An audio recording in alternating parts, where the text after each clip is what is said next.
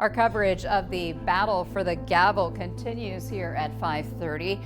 Congressman Republican Kevin McCarthy is no longer Speaker of the House tonight. The U.S. House of Representatives voting 216 to 210 to oust McCarthy from his speakership, with 8 conservatives joining Democrats to remove him. There were 7 House members absent from the historic vote. This is the first time in history that a House Speaker has been voted out of office. Today's vote comes just 3 days after McCarthy was able to pass a continuing resolution to fund the government and avert a shutdown with help from Democrats. Representative Patrick McHenry of North Carolina has assumed the role of temporary speaker and is now overseeing the chamber. McCarthy said he will not run for the Speaker of the House job again.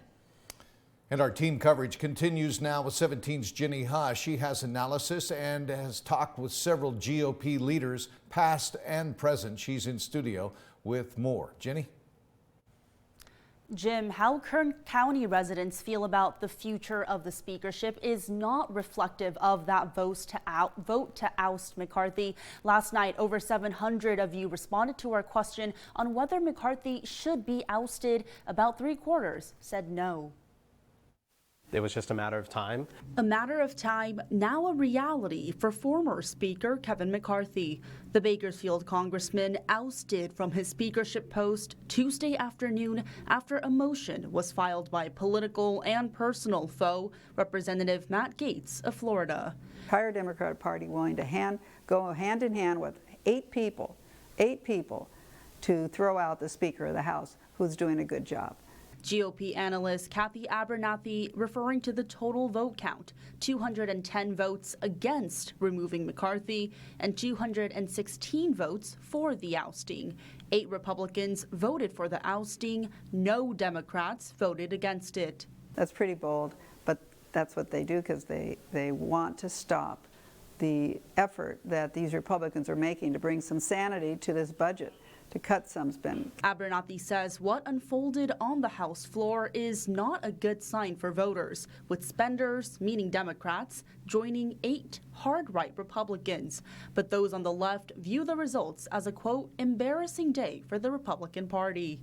I mean, McCarthy, for the most part, did not act in a bipartisan manner for him to, get any favor from Democrats. He said prior to this that he wasn't going to go to the Democrats to ask for help, and most Democrats said that they weren't going to try to save McCarthy either, so not surprising at all. At the end of the day, questions remain on who will take over, a question Gaetz had no answer to, even Tuesday morning, hours before the House vote, according to Representative David Valadao. Valadao evidently distraught over the historic decision, telling 17 News he was both surprised and disappointed by a few of those Republican votes. But what happened today was literally stopping Congress. We can't do a single thing until we elect a speaker. We can't even vote on a resolution. We can't name a post office, which, the most minimal thing we can possibly do. He says Congress is handcuffed and that it's, quote, utter chaos. Both Valadao and Abernathy say they stand by McCarthy's decision to move forward with the bipartisan continuing resolution over the weekend to avoid a government shutdown.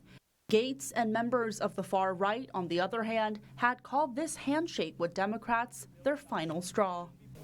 Well, it's kind of a sad day for everybody here in Kevin's district.